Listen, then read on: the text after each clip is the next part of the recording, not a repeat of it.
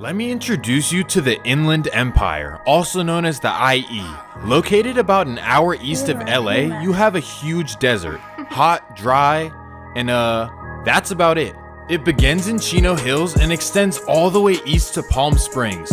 Then it extends all the way down to Temecula. The area is huge. In fact, the IE is larger than 10 states. It also has a population of just under 5 million people. That means that the IE has more people than 25 US states. So why is it that no one really knows about it? Well, there are two main reasons. The first reason is because it's overshadowed by LA. Everyone knows about LA and tourists come from all over the world just to see it. But no tourists go to California to see the Inland Empire. Now, I don't have anything to prove this, but I'm pretty sure no one has ever said these words before. Ooh, let's go visit the IE. Well, that's because there's really nothing special about it, and honestly, it's undesirable, other than Palm Springs, if you even count that. But there's another reason people avoid the IE, and that's crime. But it's really one city in particular.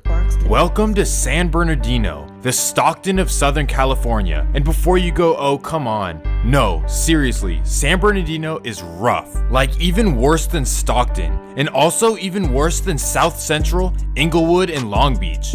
Don't believe me? Let's compare the statistics. In 2019, San Bernardino recorded a homicide rate of 21.2. That's double the rate of Stockton, which came in at 10.8. And it's triple the rate of Long Beach, which came in at 7.3. And for Inglewood, well, get ready for this one. It's 10 times higher than Inglewood, which recorded a rate of just 1.8. That's even lower than Seattle and San Diego, the two cities that do not appreciate swamp stories. Well, anyways, the point is that San Bernardino is serious. It's really like that, but it wasn't always like that. In fact, once upon a time, it was the suburbs. In 1976, it was rated in the top 10 best cities to live in. It was a quiet middle-class city, but everything changed in 1990 because that's when the railroad and Air Force Base closed. Tens of thousands of jobs were lost, causing many to move and others to foreclose their homes. So the price of homes became extremely cheap.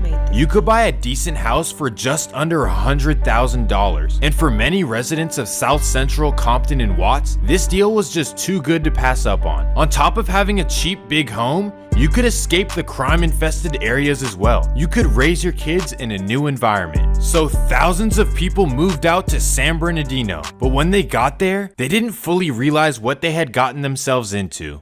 A declining city with no industry, like 0 jobs. Okay, that's an exaggeration, but it was McDonald's, the post office, or mopping floors. Sadly, this led to the same issues they had seen back in South Central, and San Bernardino began having quite the reputation of its own. One thing it's known for is the Blade. In LA you have Figueroa, but in San Bernardino, you have G Street. There are all kinds of videos on YouTube about G Street. You guys should check them out.